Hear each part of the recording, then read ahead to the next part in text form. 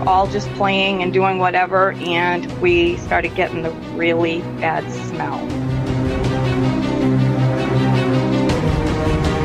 And when I turned around, not even 10 feet from me, it was standing there, and it was huge. The fear kicked in, and I ran.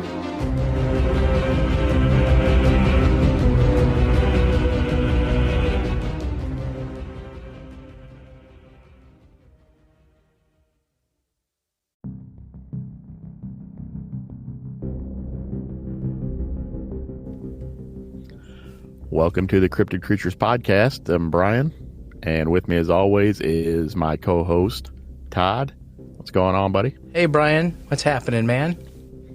And, just getting ready for another great show tonight. Me too. I was doing some thinking earlier today about the guests that we've talked to, and we've talked to a spectrum of people around the United States. We've had, we've had Florida, skunk encounter. Yep. Maine. We did Maine. Yep. We did Oregon. Yep. Hiking with Bigfoot. Yep. Indiana. Yes, Indiana. Michigan. Missouri. Where else? Anywhere else have we done? Texas.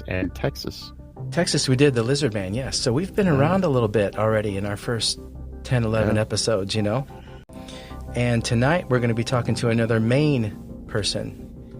Apparently there's a lot of Bigfoot area up in Maine up there. We talked about how wilderness... Yeah, that sounds like a hot spot up there. So how much wilderness was up there and all that stuff. Yeah, a lot more than I thought there was. Right on.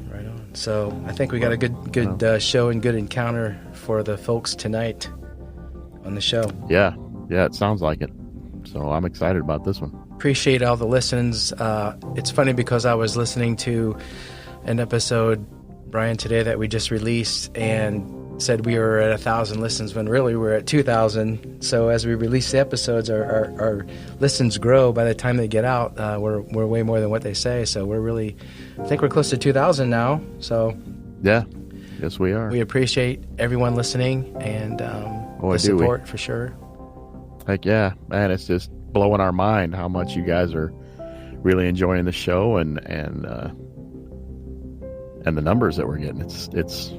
We had no idea it was going to go this big this fast. No, we didn't. Thank you all. Thank you all. Yes, thank you all. And keep on listening and share with your family and friends as well. And absolutely. Help keeping us grow. We're going to have a website, some merchandise coming out really soon. So hope to just share this with everybody. A lot of stuff coming down the pipe. Absolutely. For the old cryptid creatures. Absolutely. We may get in some video. You never know. Some documentary here. So. Yeah. We'll talk about that coming up in a later episode. But you know what, Brian? We got to quit rambling. Once we hammer out the details. Right. Yes. We got to bring our guest on. Yep. Let's do this. We got Janelle tonight. Janelle comes from Maine. She's going to talk about her encounter. Yeah. That sounds like fun. Sounds like fun. I'm excited. You ready to bring her on? Yeah, I'm ready. Let's do this. All right. Let's do it. Here we go. Janelle, welcome to the show. Thanks for coming on. Nice to be here. Yeah, thanks for coming on and doing this. Appreciate you coming on so much. Yeah.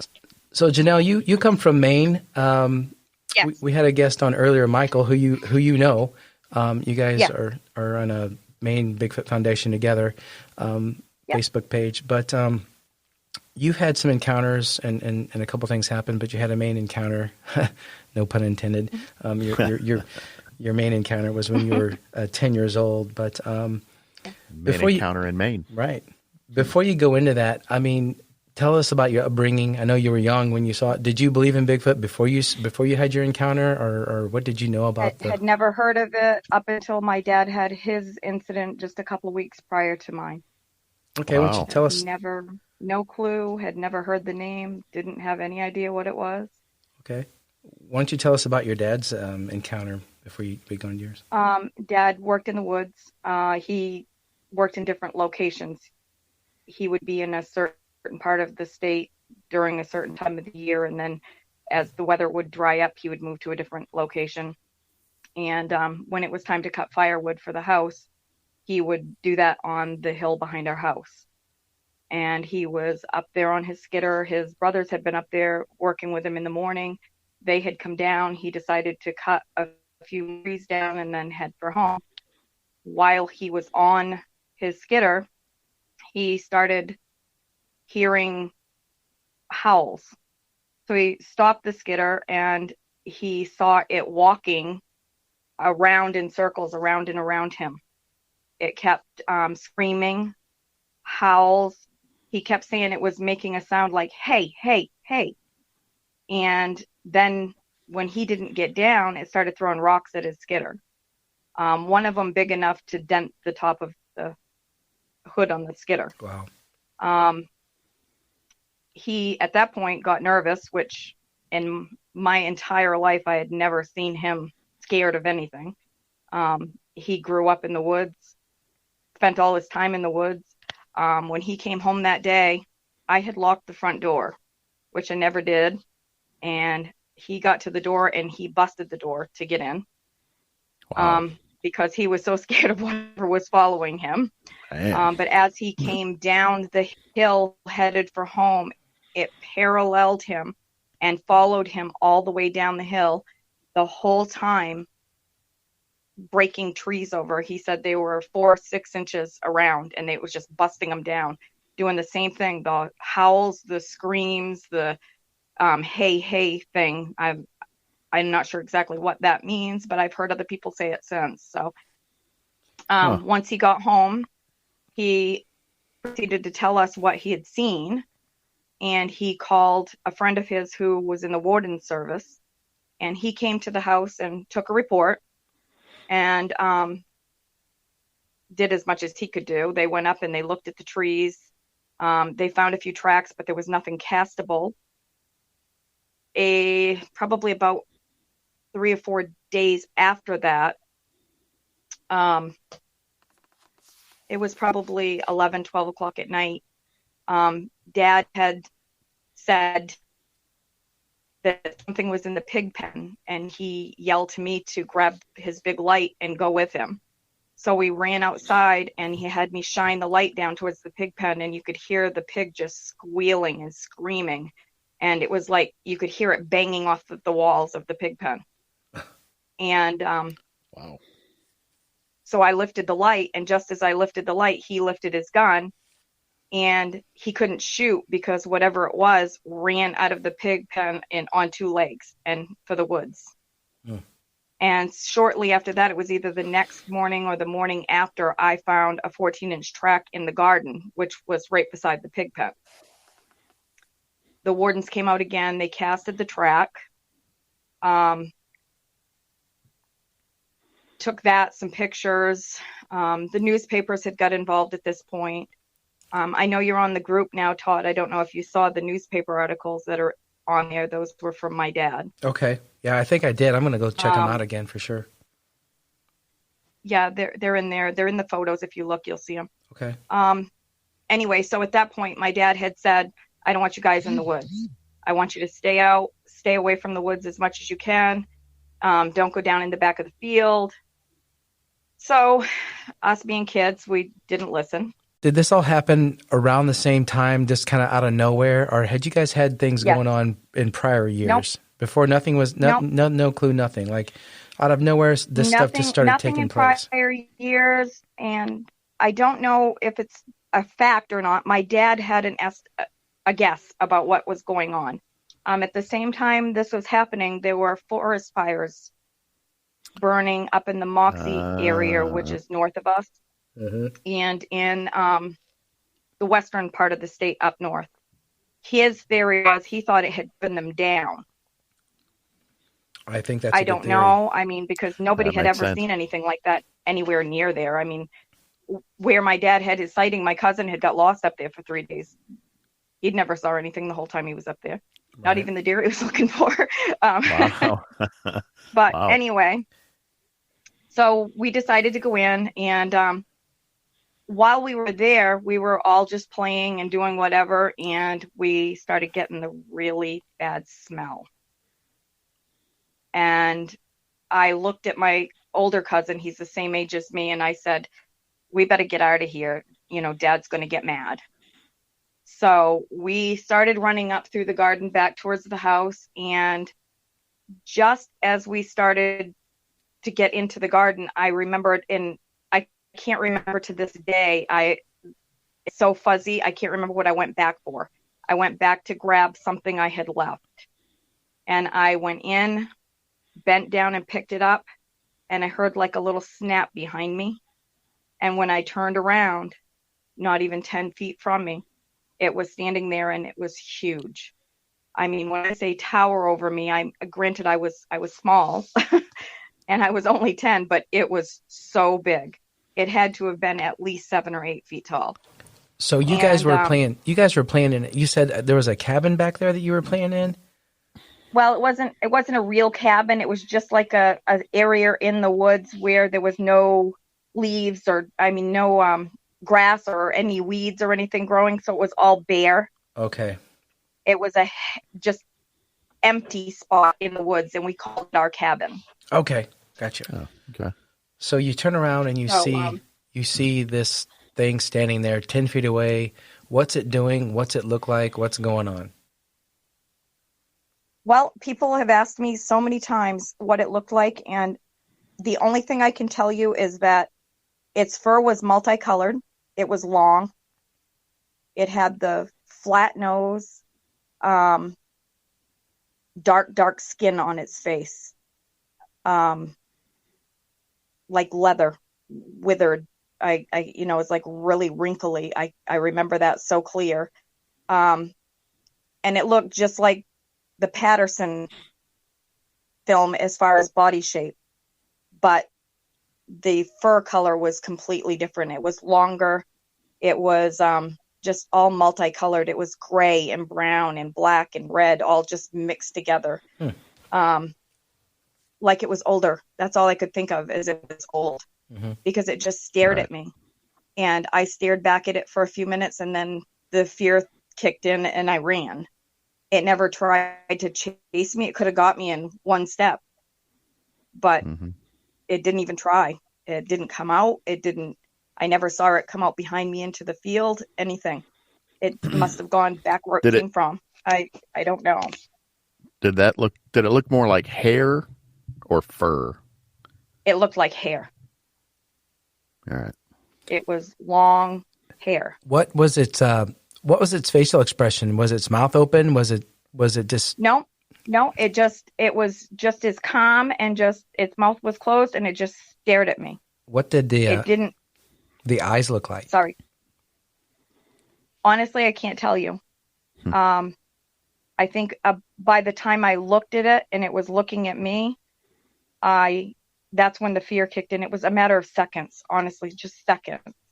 Wow. Just enough so that parts of it were in my mind, and I still dream about it.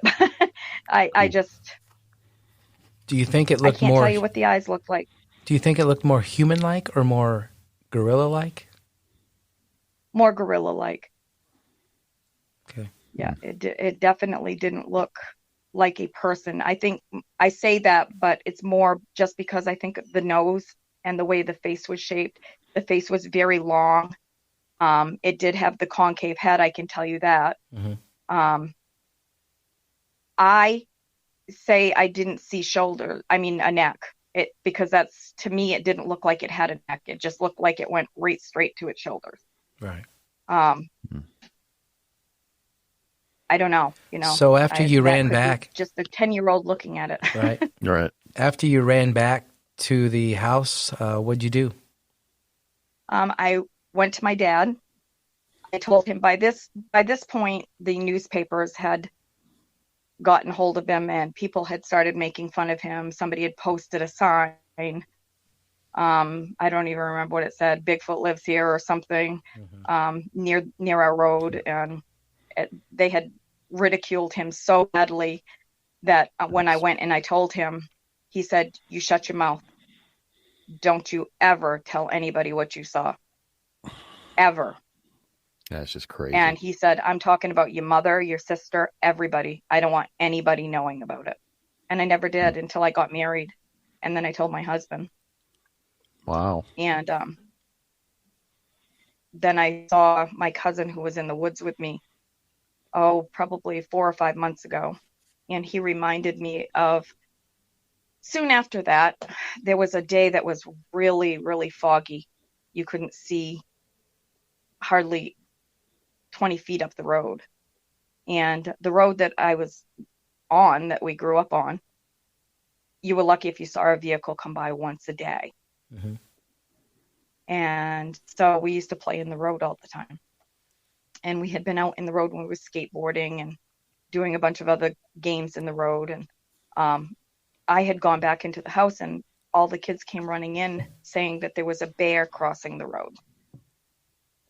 And my cousin Bobby said to me, like I said a few months ago when I saw him, he said, "You do know that wasn't a bear that day." And I said, "What are you talking about?" He says, "Remember the day that Danielle said that the bear crossed the road?" And I said, "Yeah." And he said, "Well," he said, "it walked on two legs." And he said, "And it was moving pretty fast. And it went up the hill on the other side of the road on two legs." And I said, Wow. "So they saw it too. They just didn't realize at the time that's what it was they saw." And when was this compared to your sighting? How much time? About 2 weeks later. Oh, okay. Did anything happen after that? Yes, actually. Okay.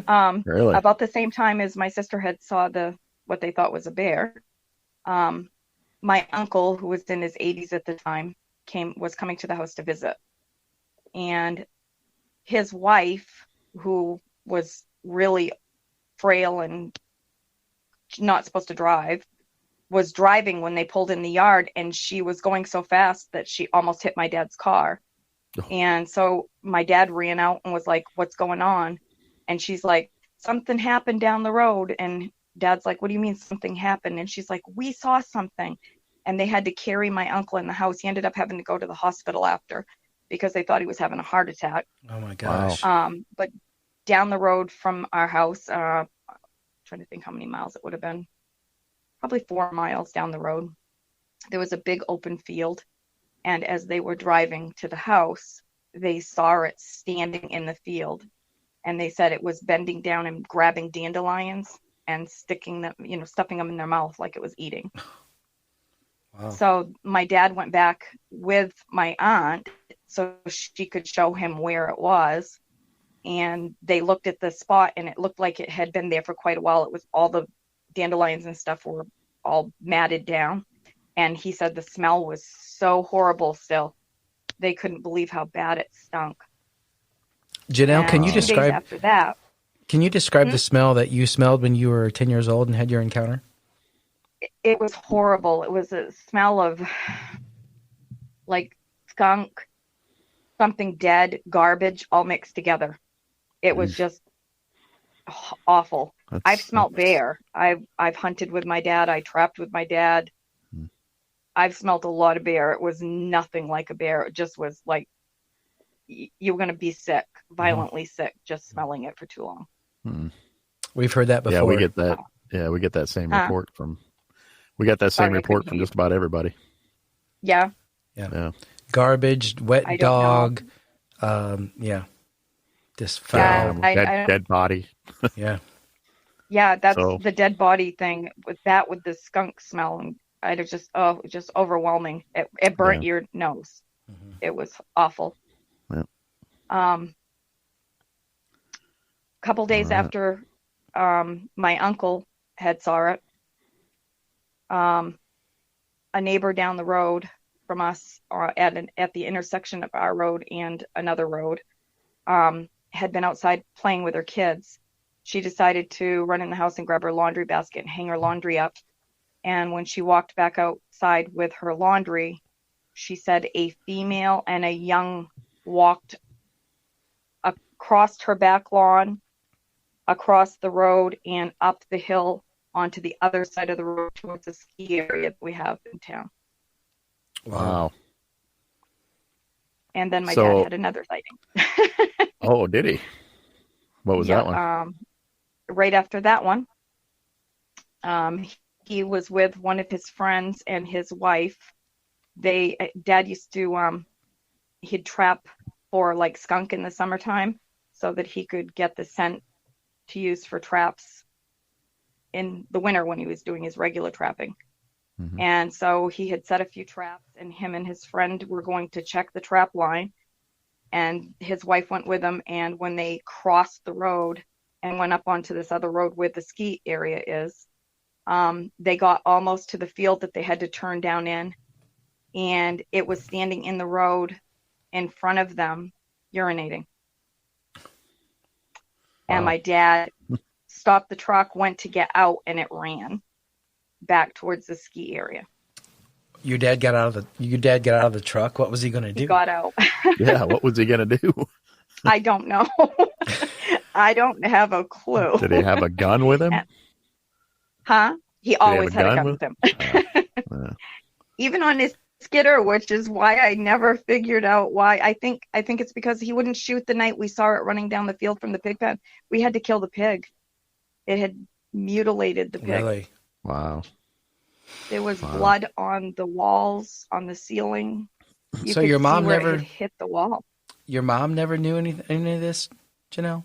She knew about my dad's, but she never knew about mine. She knew about everything that had happened with Dad. Okay. So but she did. He told me to keep my mouth shut, and I did. Yeah. And it scared me to the point where, one night I was in the living room alone watching TV. Everyone else had gone to bed, and my mom had a set of candle holders. They were tinted glass, red glass, and they were up on top of the cupboard in the kitchen. And the light from the living room was shining through and shining 2 red dots on the window. And I was determined it was out there. Staring So I went flying down the hall, and I got my dad, and he went running outside. And he's like, wait a minute, it's like 12 feet up to that window. He's like, that would be impossible. Let's hope so. Then they realized it was the candle holders. I'd be like, yeah, we got to move those candle holders. Well, I would be that way too. I mean, I'd be. How are things nowadays? Have you had anything since then? I mean, in your where my dad had his sighting up on the hill. If you go down over the other side of that hill, is the place where I take my kids fishing, my grandkids fishing.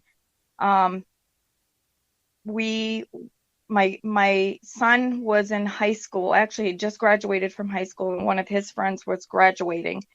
And his friend's parents have a camp, and that they call it the Notch, and they have a camp in there. So they were having a graduation party. They were all drinking, got a little out of control. They used to have this at the back of this kid's camp. There's a large ravine, and there's a big bog that runs down through it. And they used to target practice. There was a sign they had put up they'd gone over on the other side of the ravine with a boat and put a sign up so that they could shoot at it. So they were target practicing, and all of a sudden they saw something walking through the bog. And the bog is about 5 feet deep at that time. It's deeper now. This was 2002, I believe. And as they're walking through the bog, as it was walking through the bog, a couple of the kids decided to take spotlights and light it up and realized that it had red glowing eyes and was walking in the middle of the bog and still had 5 feet sticking out of the water. Oh, wow. Wow. And it freaked them out so bad that they all came home. And my son today will discuss it and start crying. And his friend that owns the camp won't talk about it at all. He did for a little while, and now he won't even discuss it. Because from what he told my son, a few weeks after that incident, him and his mom were sitting in the living room area of the camp and saw it walk by the window. And his mom won't go back to the camp now. She hasn't done in years. That's crazy. Wow. Sure. So I know you were young when you saw yours, but did it change you? I mean, did it change you for life? It did. You know? It did. Yeah. Oh, it'd have to. Did you go back out in the woods at all? I can't. I'm obsessed. Okay. I need to find it. So you still go looking for Bigfoot? I do. Do you? Okay. I do. Awesome. Nice. My daughter and I took my granddaughter fishing down in that brook I was just talking about last summer, and I got a 16-inch track by the edge of the brook, 6.5 inches wide, that I was able to cast. So That's awesome. Nice. I know it's still there. Did you put that on the main foundation page as well? I think there's a picture of it on there. Okay. Pretty sure I did. So these things moved down when the fires were raging and never went home after the fires. That's Which what is- we think. Yeah. I mean, That's what it sounds they like. may have been here the whole time. I just find it, and it's like people talk about the whole UFO thing, and I've always questioned that also because I used to lay in my bed at night and I could see right out that window right towards the hill, and I could watch, and I swore I used to watch UFOs going down in behind there and flying all along that whole ridge. And Really? Like, Wow. Like is just it a connection? I weird don't know. lights, or what would you see? Did you see a shape of a ship or? I could see a light and it would come, the way it moved, you could tell it wasn't a plane because it would come up from it looked like it was coming up from behind the ridge, and then it would go along the whole top of the ridge line, and then it would be just zoom and it would be gone. A few hours later, you'd see it and it would come back along the top again, and then it would go down in behind. Then it would be gone. It'd be interesting to be out there at night just to see if there is a correlation between the two. Right. I know I'd love to be able to say that I know for a fact that's what it is, but I think I'm one of millions of people who just wonder, Right. Right. Well, I know Mike doesn't agree with that at all. No, and he's not into the theory. Nope, he doesn't believe that. No, I think we asked him that, and Did he we? wasn't. Yeah, he Well, said no. We were talking to him about the And I state don't know of if I Maine. believe it. It's just I don't want to rule out any option. No, I don't Right? either. Sure. Yeah, me either. We were talking to Mike about the state of Maine and how I didn't realize how wooded. I mean, it's all woods pretty much, right, Janelle? Yeah, we had no It idea. is like the pictures I sent you. Right. It's amazing because if you're driving in most places, you cannot see into the woods because it's so Wow. thick. So there is plenty of places for them to hide up there. There is, yeah. Interesting. Janelle, what do you think Bigfoot is? Do you think he's a flesh and blood? Do you think he's spiritual? Do you think it's there's portals? They come and go. What's your theory? Your whole theory on Bigfoot? I personally think that it's some distant human relation to human being. Although I say that, and I can't help wonder if it's some form of an ape that just has never been discovered. I just know that it's like you watch all the shows and they have all of their theories, but to me, there's only two that make sense, even though I believe very much in ghosts and all of that stuff. Until I see a portal, you know what I mean? It's going to be really hard to believe that portals are there. Right. I've seen ghosts. You've seen ghosts too. Okay. I think I have. Yeah. Well, tell us about that real quick. Why not while we're here? Okay. Well, let's see. The first time I saw one, I was probably 3 years old. And I had a bedroom in the house that we lived in that was haunted. And it was so haunted that my parents had to move my bed into their room because I started having nightmares about it.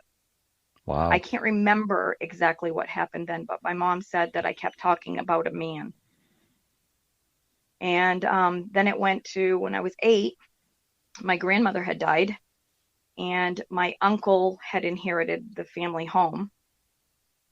And he had got married, and she had several kids from a previous marriage. And her and my uncle stayed in my grandparents' old bedroom. And I was staying overnight one night, and we were upstairs in my cousin Chris's room. And I got to give you the little layout of this. Okay. It was the 70s. Sure. And we had Kiss playing and the strobe lights on. Oh, heck yeah. And the mattress on the floor. And We can associate. we're all done sitting that, there. We're yep. just Yep. listening to the music. And the door is cracked open, and you can see footprints coming across the shag rug. Oh, no. And then all of a sudden you see a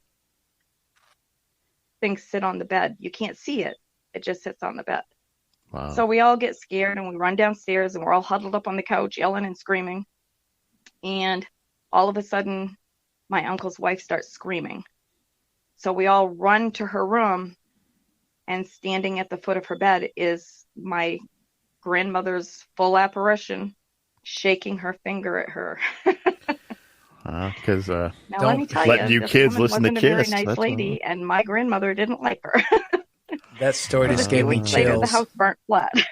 I know. I got my hairs are standing up on my That arm. just gave me chills when you told that story. That gave me more chills than the Bigfoot story, to be honest with you. Yeah, for sure. Well, let me tell you the last one. Yeah. In 1985, my husband's sister died. She was only 28, had 3 little kids. She was more like a sister, or more like a mom to me than anything else. And we spent a lot of time together. He was very close to her. And so after she had passed away, she died in May. And October was my second child's birthday, her first birthday. And she had been with me when I had the babies. So we had a birthday party for her that day. And my brother-in-law had come over and he said, I just want you to know the presents that I'm giving to Heidi today came from Cindy. And I said, what do you mean they came from Cindy? And he said, I found them all wrapped in the closet with her name on. Oh. So I said, okay. Wow. So she got her presents and we had our whole day. And we had an apartment above my in-laws' garage at the time. And so we had finished up the party. I took the kids up. I put my son to bed because he had fallen asleep already. My daughter was sitting on the living room rug. We had an open living room and kitchen, so I could stand in the kitchen. I was doing the dishes, had the lights off except for the one above the sink, and the TV was on, and she was watching TV. And I hear her giggling. So I turned around and was like, what are you giggling at? And as I turned around, I saw my sister-in-law standing over her with tears running down her face. And she said, Auntie Cindy loves you, honey. Happy birthday. And she bent down and gave her a kiss, and she was gone. And Wow, man. I started crying and screaming. And my husband, who was still at his dad's house, came running up to ask me what was wrong. So I told him, which threw him off. And Hold on, I need a minute. Hold on. No kidding. Jeez. No, that's. But Just, I heard her. I saw her. I could see she was crying. And that's crazy. Wow. Amazing stuff you've been through, Janelle. Yeah, Amazing no kidding. stuff. yeah. Amazing stuff. See, and that's always been my thing.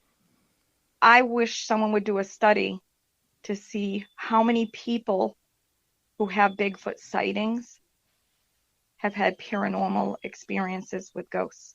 Okay. Well, one thing that we know we can do. I wonder if it takes a certain type of person, someone who's had some kind of Maybe. spiritual experience to be able to see them. That's a good point, Janelle. Yeah. Mm-hmm. You're going to make me start asking people that question, and going back to our other guests who've had those encounters and asking that question too. Hey, by the way, have you ever had a paranormal encounter? And Brian, I think a couple of them already have they not? That we've talked to as well. Yes, I believe that. I don't think we ever went down that. Well, that and I don't know if Mike told you about his experience. No, he did not. We were invited to Fort Knox here in Maine last July, I think it was, to do a paranormal fair that they had going on. And they were going to, after dark, they were going to start bonfires, and we were going to do a Bigfoot talk and a ghost talk. And after that, we were going to do a tour of the fort because it's extremely haunted. Okay. So we went around, we did our thing. We went and did the tour. And while we were on the tour, we were in one of the upper battle areas. And we were asking questions, and we got the name of a boy. And you could hear a young boy's voice. At that time, we were told that a young boy had drowned in the river out front. Wow. I don't know exactly when, but his grandfather had jumped in to try to save him, and they both drowned. Oh, wow. And so we went to bed.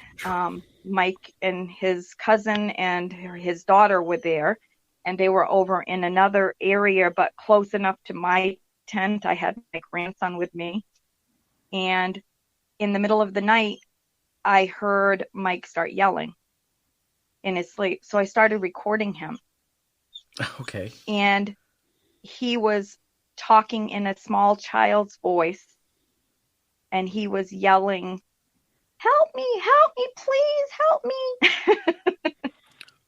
Wow. And so his cousin went to wake him up, and he just yelled again and then woke up and was like, what's going on? And he's like, I don't know what's going on, but you're talking in your sleep.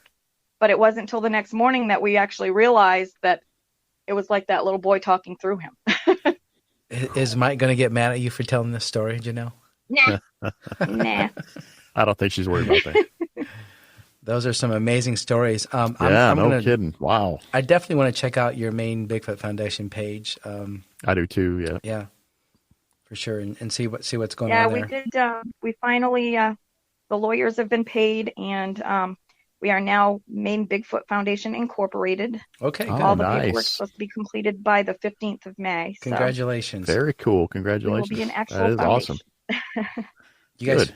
And you guys feel free to post on our Facebook and group page all you want to, sure. and get that out there for sure. Absolutely. We're looking for your stories and all that stuff too. So please feel free to do that. Okay. And if anybody else in the foundation wants to come on and talk to us, they're more than welcome. Sure. Sure. We have a lot of people who've had experiences. So. Oh yeah. And we would be glad to hear them. Yeah, we're always looking that for. Would be my awesome. husband and I had gone camping in 2002, 2003 somewhere. Way up north and around what they call Indian Pond area. And we were with some friends that I used to work with. And I guess it was around 10:30 at night. It was really black out.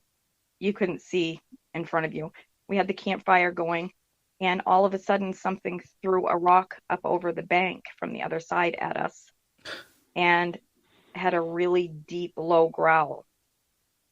And it was one of those things where I knew what it was, but my husband was like, no, it can't be. And now he says, that's what that was. Yeah. Yeah. Yeah, it was. He didn't believe before, but now he does. Yeah. Bears don't throw rocks. Yeah, it's impossible. Yep. But it did. It threw it in. It's quite a deep bank. We actually went back last summer and looked at it just to see how far down over it was. And quite a ways down there. Well, you guys keep doing your thing, and if you see and encounter stuff, you guys got to let us know for sure, and we'll keep watching that. We will do that. Your page for sure, and we appreciate you coming on so much, Janelle. No problem. It means a lot to us, and our guests as well. So, I think my family and I are going to try to make a trip out to the East Coast. I told Michael we may come to Portland, Maine, and hang out a little bit. So if I do, I might get in contact with him and walk around a little bit and see what we can see. That'd be cool. But yeah. Go to the Bigfoot Museum. Oh, I definitely. Oh, yeah. I definitely want to see that. That's in Portland, Maine, correct? Yeah, it's in Portland. I'm going there for sure. Yeah. That's the first stop we're making. Man. My wife's going to be like, one of our members who's the secretary for the foundation, Michelle Solaire, she just wrote a book about Bigfoot in Maine. Okay. And that is due to be out. It's on at press right now. It'll be out. Think May you could talk her 25th, into? You think you could talk her into coming on and talking to us? She's really good friends with the owner, Lauren Coleman, and they worked on the book together. So. Oh, okay, great. Think you could talk her into coming on and talking to us? I'm sure she would. Oh, awesome! That would be amazing. Heck yeah. I'll ask her. Sure. Okay, great. That would be awesome. Yeah. We appreciate that. Okay. Well, Janelle, thanks for coming on again so much. Not a problem. Thank you for having me. We had a great time listening to your stories, and we're going to stay in touch and talk to you again. We absolutely will. Sounds good. All right. You take care. Thank you. All right. See ya. Bye. Thanks.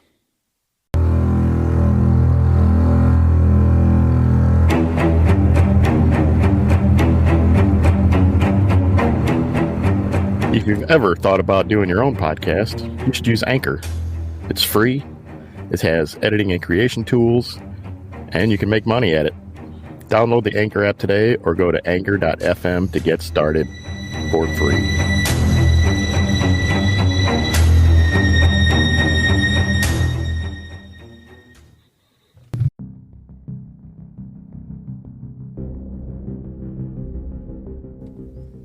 Brian, again, another awesome show. Janelle was awesome and had a lot of stories, including some ghost stories, which that kind of gave me some chills, man.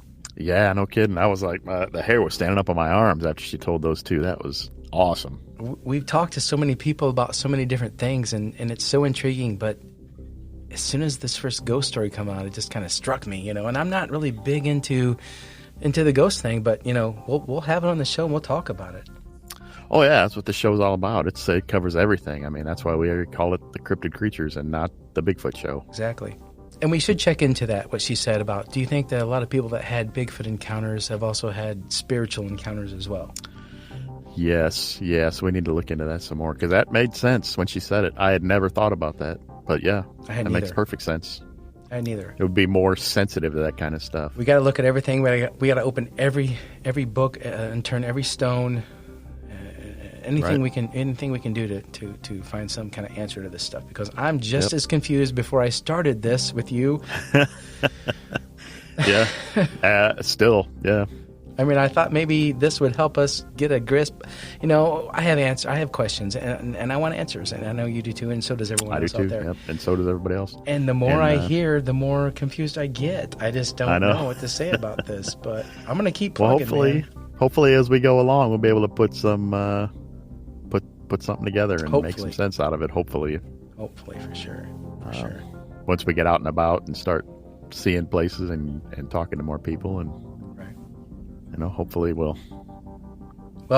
get some more.